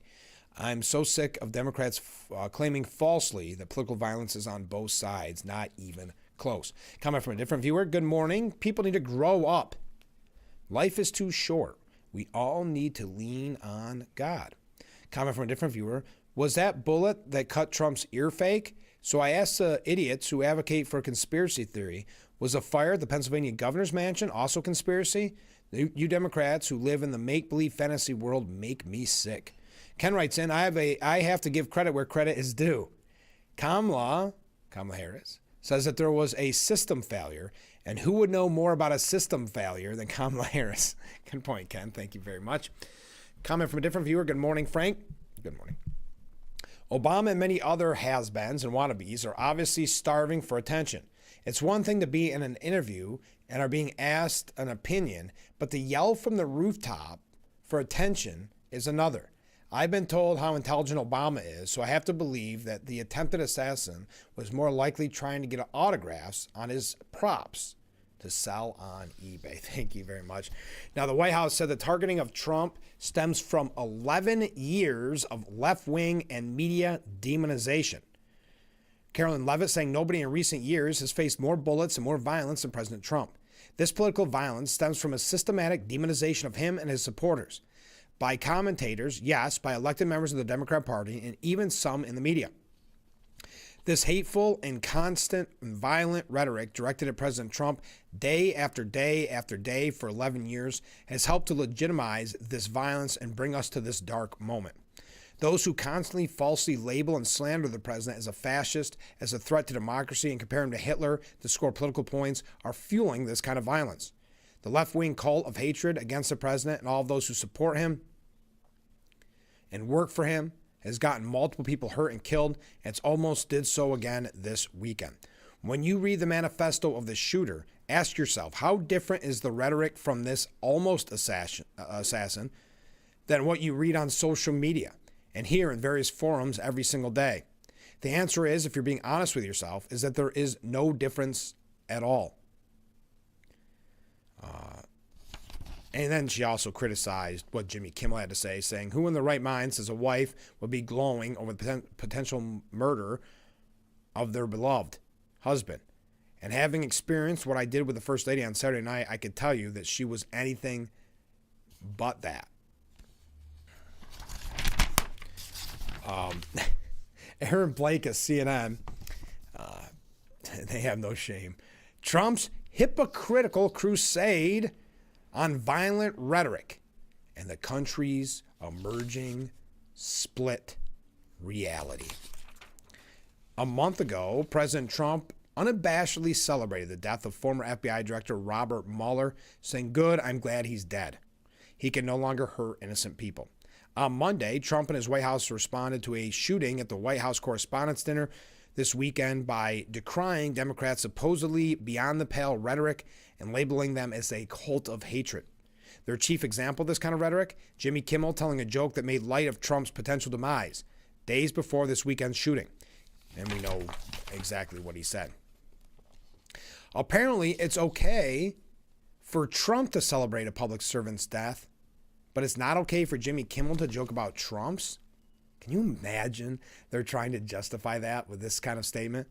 The shooting at this weekend's dinner has yet again led Trump and his White House to focus on Democrats' rhetoric, despite Trump's own demonstrated history of extremely ugly rhetoric. Republicans are largely repeating a blame game they waged after Charlie Kirk's assassination last year. Thus far, the strategy hasn't appeared to work. Polls show Americans generally view the right's rhetoric as more violent and dangerous. But the water is getting muddier.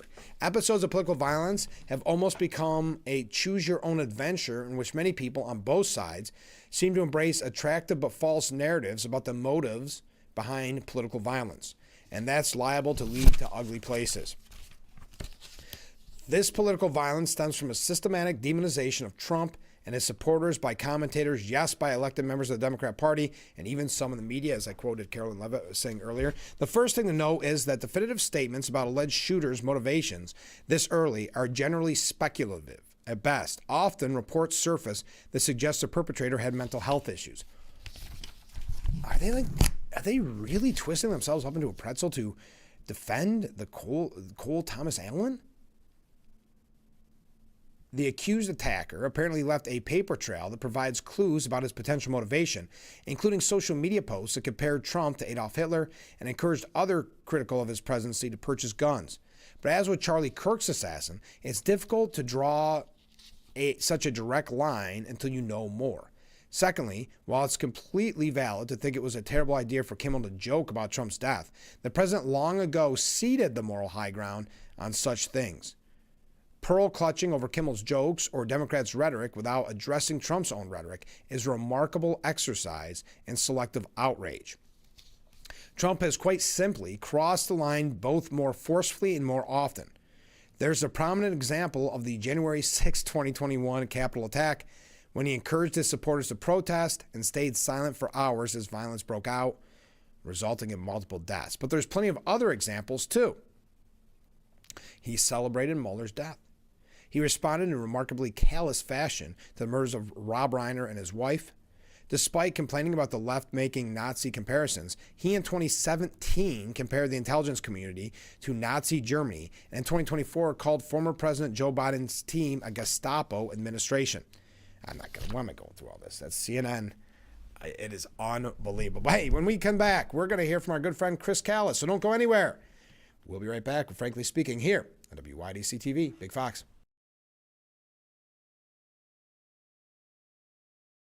The Declaration of Deals is here, and it's exploding into April at Chilson Wilcox. Drive home a Ram 1500 and save over $6,400. Plus, get 2.9% for 72 months or 4.9% for 84. And this comes with the best powertrain warranty in the business. 10 years, 100,000 miles. Or save up to $8,400 on a 2025 Jeep Grand Cherokee. But hurry, only 13 left. They all must go. As always, get the highest trade-in values. Period. These deals won't last. When they're gone, they're gone. Was a veteran and she was injured in the line of duty. I hurt my leg in a training accident when she was only 2 years old. She had 7 different surgeries over the span of 9 years, and there were tons of complications. I couldn't be the mom my kids needed me to be. She missed so much. After my last surgery, I got an infection so bad I thought it was going to kill me. I told her she couldn't leave me yet. There was still so much she had to see. I hadn't even graduated. I'm doing much better now. I'm an active part of my kids' lives. She can kick a mean soccer ball. DAV's been there for me and my family. Through thick and thin, they've had our back. Every year, DAV helps more than 1 million veterans like Sandy get the health and disability benefits they've earned, so they can achieve victories great and small. My victory is getting my life back. I may have lost my leg, but I've gained so much. I got my joy back. We got our mom back, thanks to DAV. Support more victories for veterans. Go to DAV.org.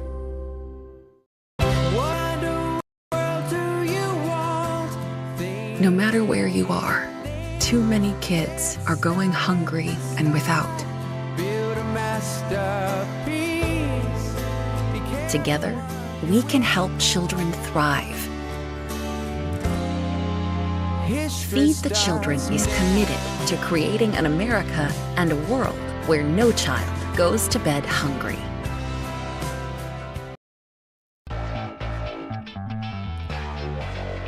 The Frankly Speaking Roof Cam, brought to you by Boss Security in Horseheads. Contact them today for all your business and home security needs. Welcome back to Frankly Speaking here on WYDC TV Big Fox. I'm your host, Frank Aiken. We are broadcasting from the Hesselson studio, and it's hard to believe, but Chris, tomorrow is the big day, the college fair. It is. Tomorrow is the event. So, Frank, thank you as always for having me on and promoting the event. Tomorrow is the event, and this is what it all comes down to. There's a lot of blood, sweat, and tears. More tears lately than anything else, trying to get this event off the ground. Are you going to be ready? I'm trying. All right, yeah. I'm trying. We'll do the best we can. I've got a lot of things to still finish up between now and tomorrow morning. Oh, yeah. Or tomorrow afternoon. Yeah. To make sure that everything's set up. How does it feel? We'll talk about the event itself, but you've been doing this, you said, what, 15 years? 15 years minus the 2 COVIDs. That's crazy. How does it feel the next day when it's all over? Well, I can tell you, tired, relieved, exhausted, but all of a sudden I'm looking at the feedback because I give out forms for them to fill out a survey and reading what was good, bad, and ugly. Remember, yeah. Yeah, and to see, last year we got great feedback, and we usually get good feedback, and there's some that, maybe not so good, but we like to learn off that. Right. So one thing we should highlight, this year's college fair, it is tomorrow from 6 to 8 p.m. It's at a new location because we all know it as the Elks College fair. Correct. So tell us why the new location. So the Elmira Elks has been so great to bring us on board. I'm a proud Elmira Elks member. Yeah. 24 years now. Yeah, I just got my pin here a little bit ago about that. So thank you to the Elks for having it. But we've outgrown the space. And I don't need the fire chief coming shutting us down. So even though he'll be at the, generally speaking, the fire department's there as a representative, but it's getting awful tight. Yeah. It's getting awful tight. And the point is, I'm on the school board in the Heights. Mike Gill, I want to give a shout out to, said, hey, let's bring it back here. Let's get it to the Heights with a bigger room, a bigger cafeteria. We can do it there. So thank you, Mike Gill, for getting on board. Yeah. He sees the value of this event growing, just like the Elks does for the community. And so we've outgrown the space, but it will be at Thomas Edison High School, and it's open to everybody, not just Heights students. And I want to also highlight, when you say it's open to everybody, people think, well, I'm not college age, some of my demographic, not college age, but it's for anybody. It's adult education. Correct. It's people that want to switch colleges. Maybe it's someone watching the show and should tell their kid or grandkid, hey, what are you doing tomorrow? Get out there. Correct. And they should. And here's the other thing, too. If you're a recent college graduate, going to be, let's say you're a student at Corning Community College, Broome Community College, Tioga, or TC3, and you're looking to transfer, this is a great event for you. So then just high school students, everyone should come back. And if you got lingering credits out there, you're like, geez, I never finished my degree, come down, talk to them, see how many they could transfer in. And you might not be that far away from getting your degree. Or you know what, hey, look, I'm retired. I want to go back to school. New York State has a lot of incentives to go back to school for free. Come down and talk to the schools about that. It isn't just Corning Community College. They're going to have a ton of schools. But if you're thinking about school, or if your grandkid or grandson is thinking about going to school, this is a good time for you to go get a reality check. Hey, how much is it going to cost them? And are they going to have what interests them? Or are maybe the sports that they can play? There's a lot of questions. You don't realize until you start talking to the colleges how many questions you probably have. Absolutely. I mean, you need to have questions. I can't suggest that enough. I'm looking together, putting together a form tomorrow. It's one of my to-do lists with questions on the back.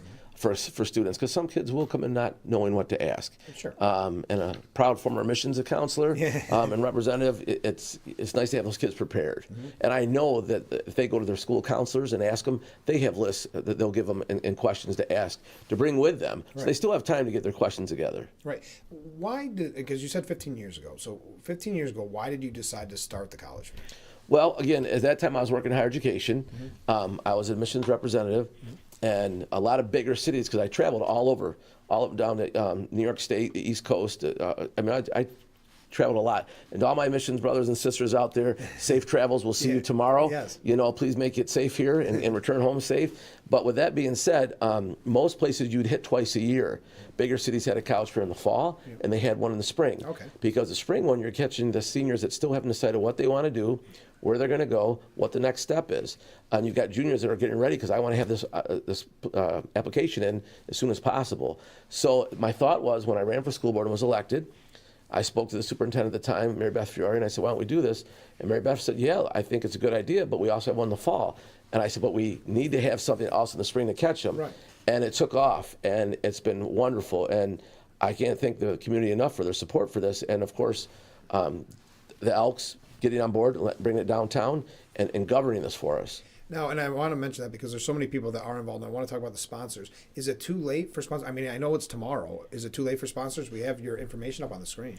No, it's never too late for a sponsor. Like if you're a mayor of a local village, let's say, and you want to get your name on here, like Dan Mandel, the city of Elmira, we'd love to have you. So if any particular mayor, elected official, congressman, senator, local legislator, well, that too, governor, whoever, we're looking for sponsors. But also if you're a private business or whatever company you're with, or if you're a local garage and you're like, hey, I know Chris and I want to do something for the kids, I want to give them some money, it's never too late.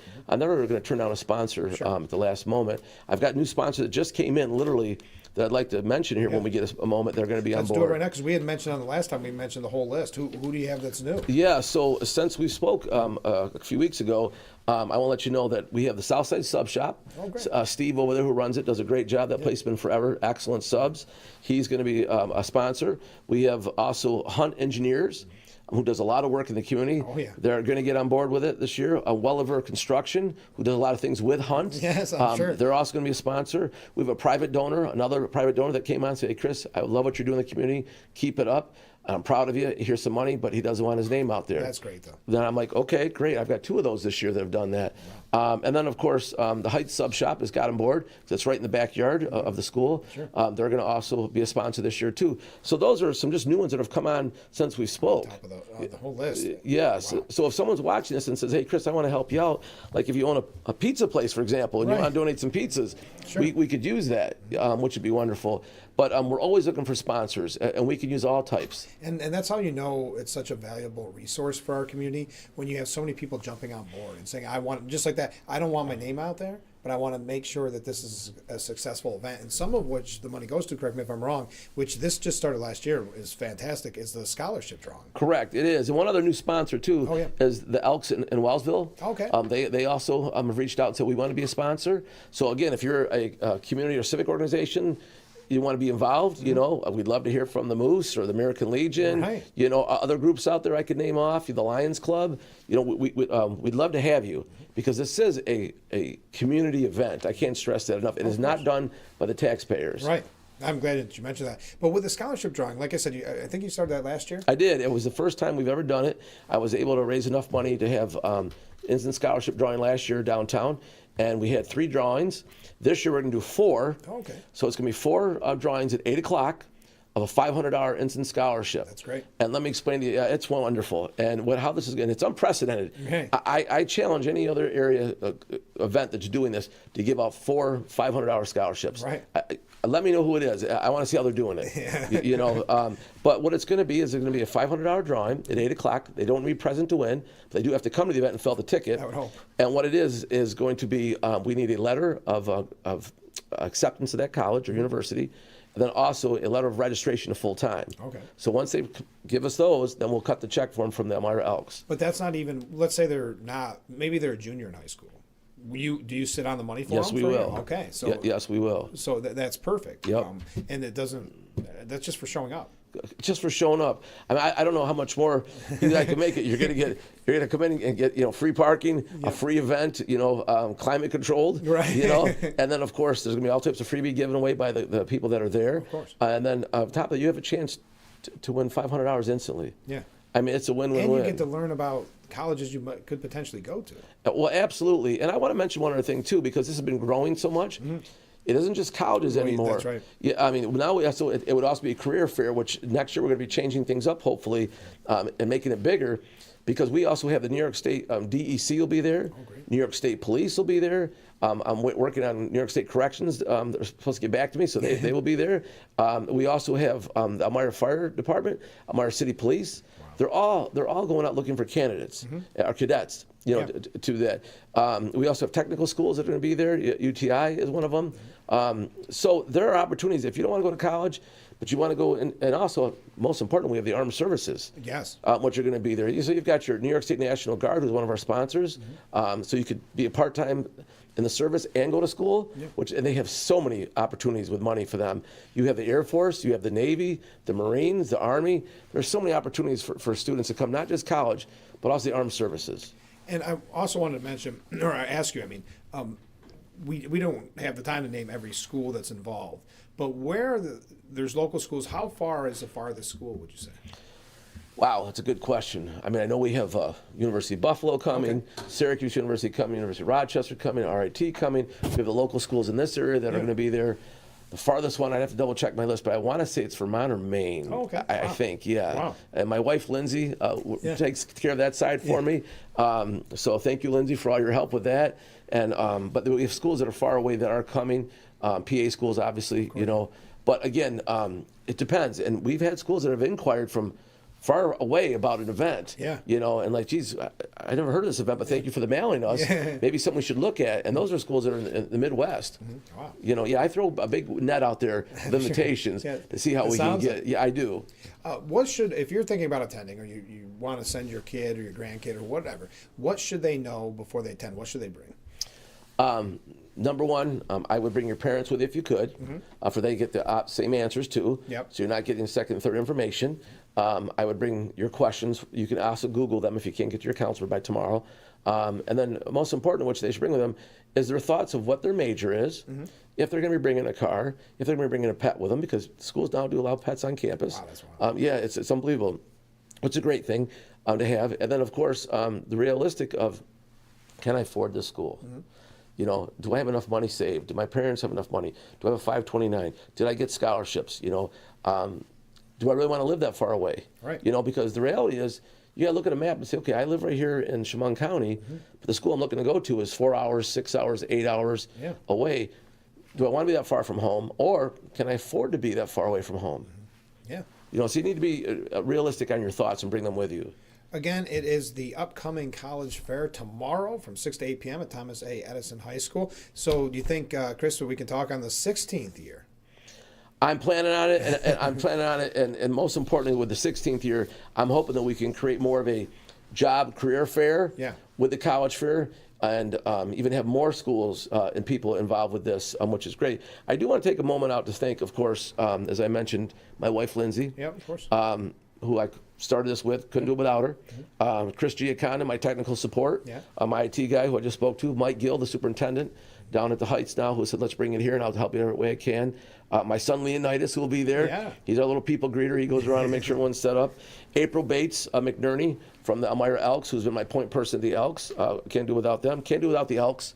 Got to give the credit to the Elks by all means. And then if I could just go off a couple more sponsors, if you don't mind. Yeah, absolutely. While we're here, I mentioned the new ones earlier. But I also want to talk about the New York State National Guard. Will be there. Hilliard, they've been wonderful to us over the years. Equitable Financial, who's new out of Rochester. They cover the BOCES for financial planning. Thank you, Andrew, for your support coming on board. The Liquid Infusion, located at Miracle Mile. The sisters that run that business there do a great job getting people healthy, and thank them for all their help. Sauce Boss, another new person. Oh, cool. He's going to be helping out with the food. Elmira Aviators, Mark Stemmerman. Ace, the Aviator will be there. Oh, yeah. I also wanted to mention that we're looking to have, on top of that, The Edison Spartan will be there. Oh, cool. So that's another one we'll have. Chemung Supply that Mark also owns, which has come on this year. Jeff down at Wise Markets has been a big sponsor over the years. Elmira Heights PFO has been a sponsor. They also need volunteers. Okay. The PFO needs help. They've got events. They need people to help out. I can't suggest that enough. Thank you to the PFO for making that happen. Our local legislators, Stevie Pickering, Mark Margison, Marty Chalk, Rodney Strange, Pew Security, which is very important to have nowadays. So thank you for that donation. The Career Development Council, who I work for, you know, my boss, Sally Dean Mosier, for giving the internal push, you know, with the schools. And of course, as I mentioned, the Elks, Mayor Dan Mandel, Wellsville Elks, you know, I've also mentioned the Southside Sub Shop, Hunt Engineers, Wellville Construction, a private donor, Heights Sub Shop. So they're coming in. So if they can read the screen and they think, I want to help that guy out, I want to make this for our community, please call us. Please email us. We have time tomorrow to make it happen or get you on for 2027. Yep. Wow. It's hard to believe, 2027. Chris Cals, thanks so much for being on the program. Let's do it again next year. Thank you for all your time, Frank. Thank Best you. of luck, all right? I know you put a lot of work into it, and we thank you. All right, stay with us. We'll be right back with Frankly Speaking after this.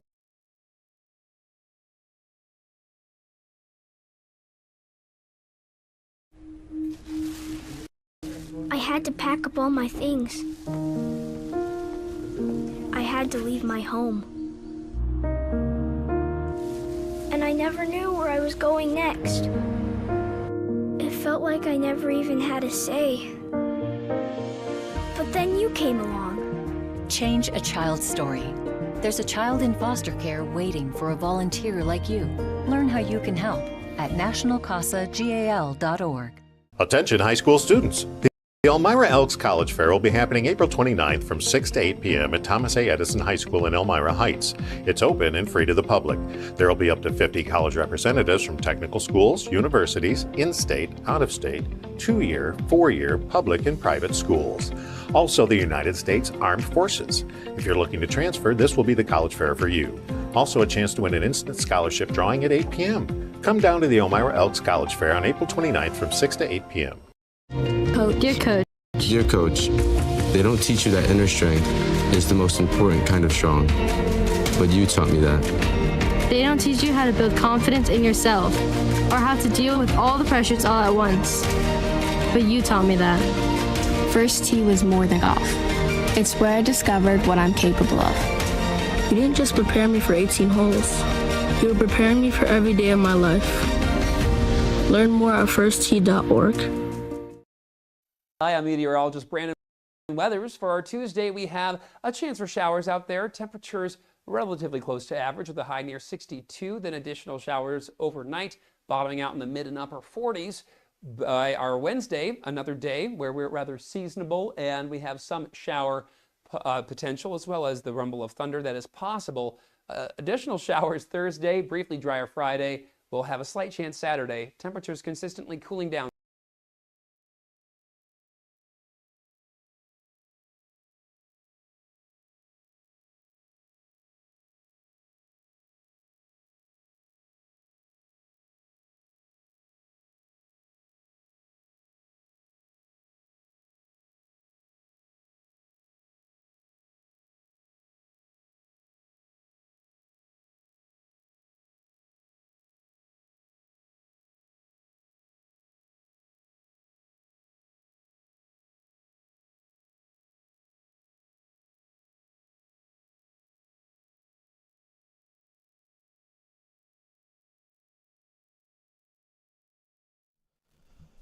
The Frankly Speaking Roof Cam, brought to you by Boss Security and Horseheads.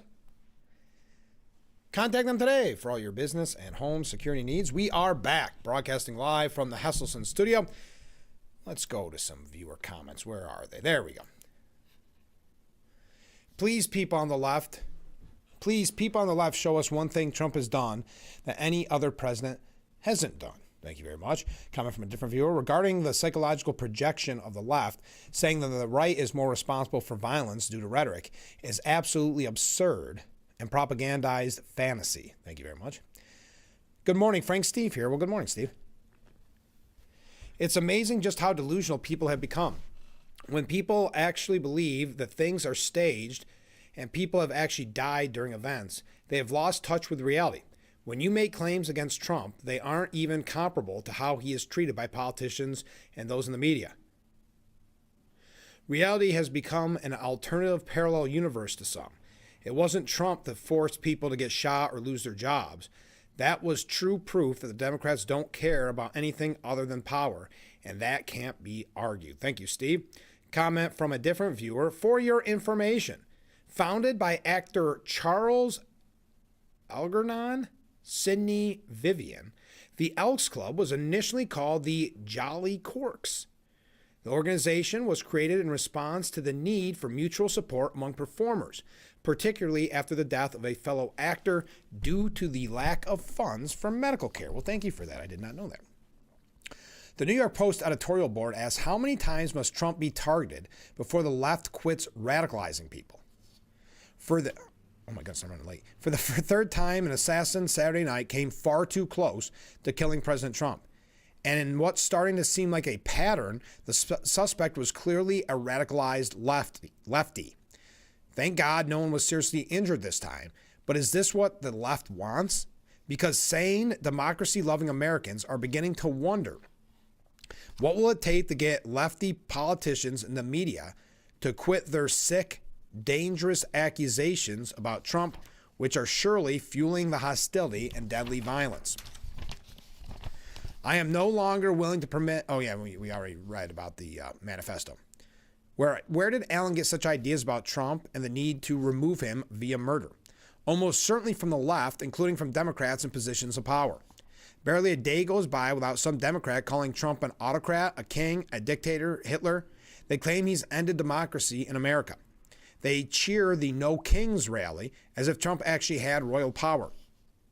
Notably, Allen attended a No Kings protest in California, according to his social media accounts.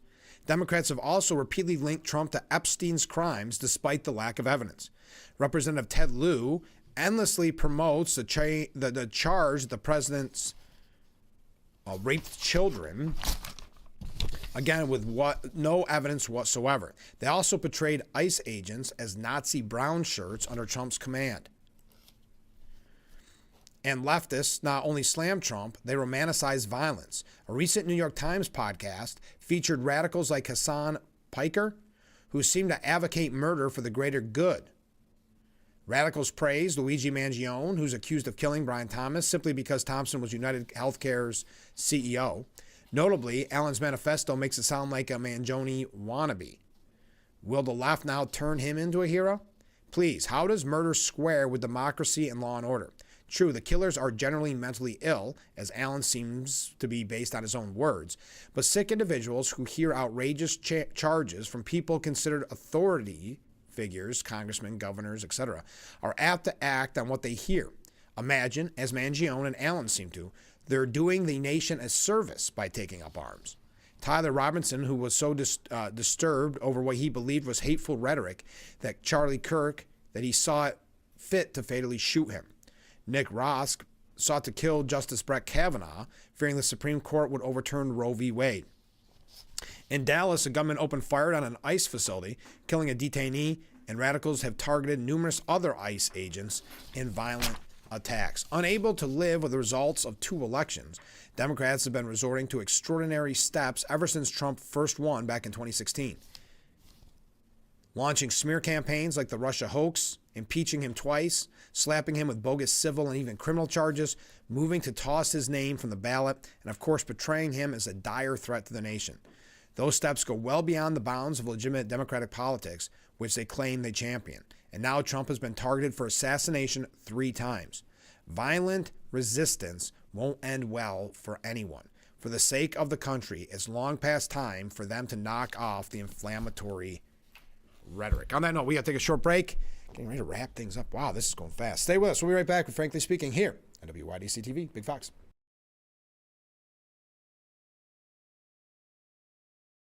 When you're online, don't forget to visit our Facebook page at Big Fox News. Catch up on news from the Twin Tiers and hear about local events. All on Facebook.com/Big Fox News. It's the home of creativity. Release Release your inner audio engineer. Create with the 3D printer. Make your clothing ideas come together with our sewing machine rentals. Or come to the library event nights to chat with those within your community. All with your library card. Go to your local library today. If you want an experience that wakes you up, a place where you can scream to your heart's delight, go ahead. No one will hear you anyway. Here, you don't just watch. You feel. Come as you are and have a damn good time. That rumble you hear, that growl you feel, that's us.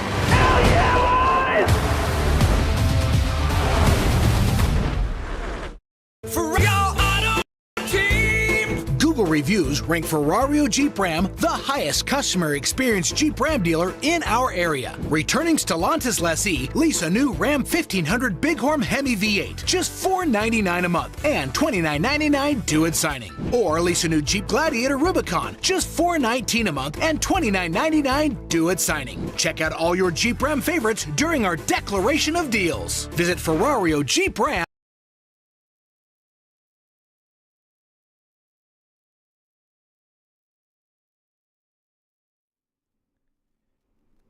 The Frankly Speaking Roof Cam, brought to you by Boss Security in Horseheads. Contact them today for all your business and home security needs. We are back, broadcasting live from the Hesselson's studio. Liz Peak writes, it's 2026 and America's youth are not okay.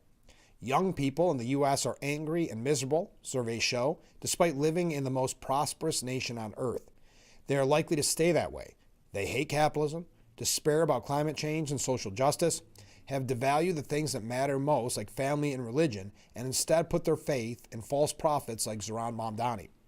Oddly, it is our privileged elites, highly educated, meaning highly indoctrinated by our left-wing schools, that are most rudderless and unhappy.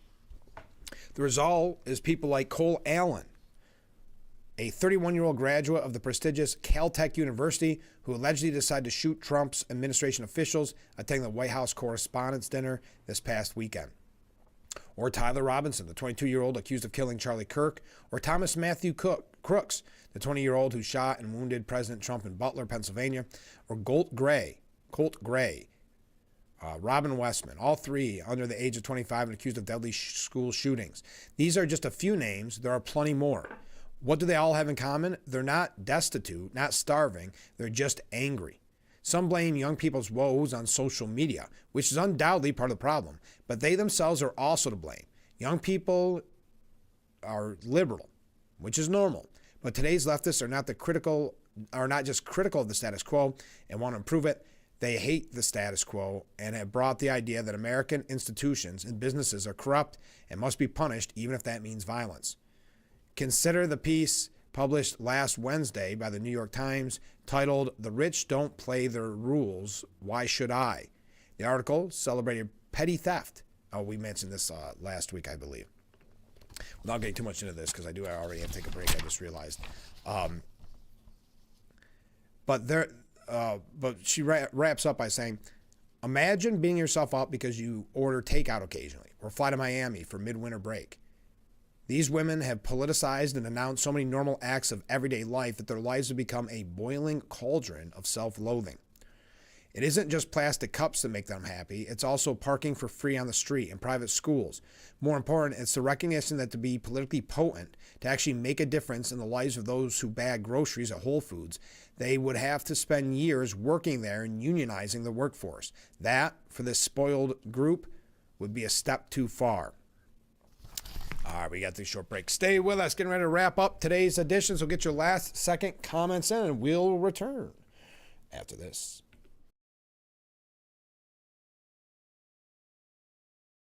Don't forget to visit our Facebook page at Big Fox News. Watch news from the Twin Tiers and catch local events on Facebook.com/Big Fox News. Give kids time.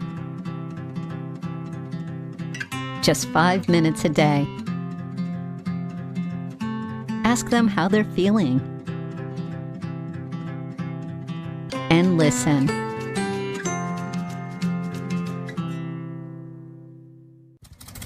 There have always been a few, ready to fight and win.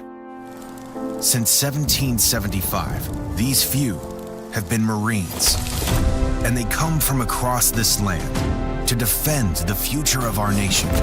This year, our Corps celebrates 250 years, and Marines are proud to serve this country, each other, and all that is still to come for America. Hi, I'm meteorologist Brandon Weathers. For our Tuesday, we have a chance for showers out there. Temperatures relatively close to average with a high near 62, then additional showers overnight, bottoming out in the mid and upper 40s. By our Wednesday, another day where we're rather seasonable and we have some shower potential as well as the rumble of thunder that is possible. Additional showers Thursday, briefly drier Friday. We'll have a slight chance Saturday. Temperatures consistently cooling down.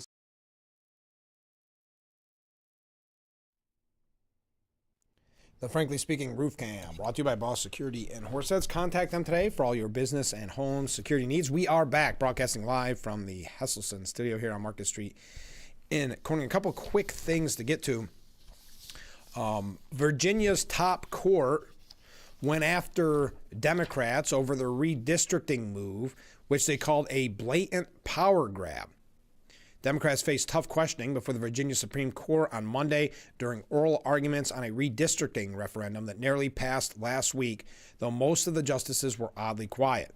Republicans have challenged the referendum, which paved the way for Democrats to pick up as many as 4 local congressional seats, potentially leaving them with a 10-1 margin over GOP, arguing the Democrats-led General Assembly flouted procedural rules to get it on the ballot.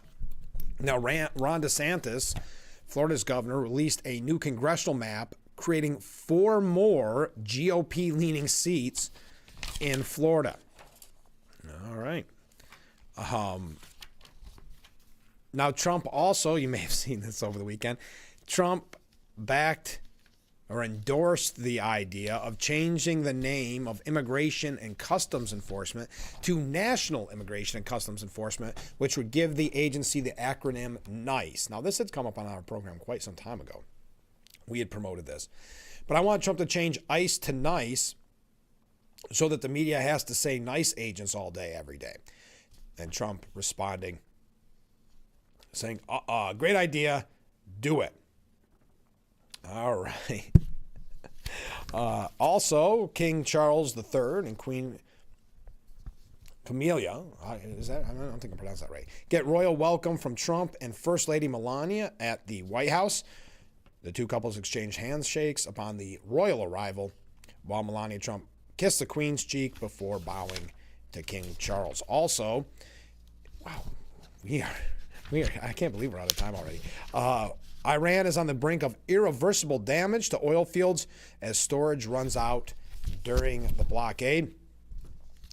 Also, we heard from Albany, New York lawmakers passed their 7th state budget extender yesterday that now runs until April 30th, so buys them a few more days. Remember, the budget was due on April 1st. While the extender punted the deadline to buy time for policy discussions, those debates do appear to be making progress. Major differences between Hochul and the Democrat-led legislature through the process have been her proposal to reform the state's car insurance laws in an effort to lower rates and dial back the 2019 climate law. As we know, we're out of time. I can't keep going.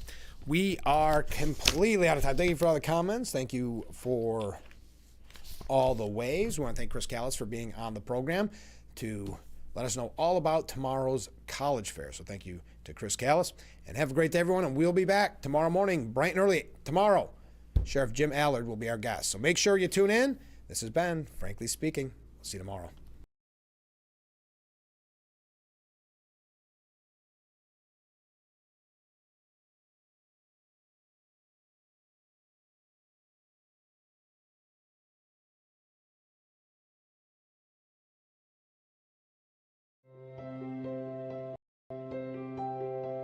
Richard Seeley. I was in the U.S. Navy from 54 to 56.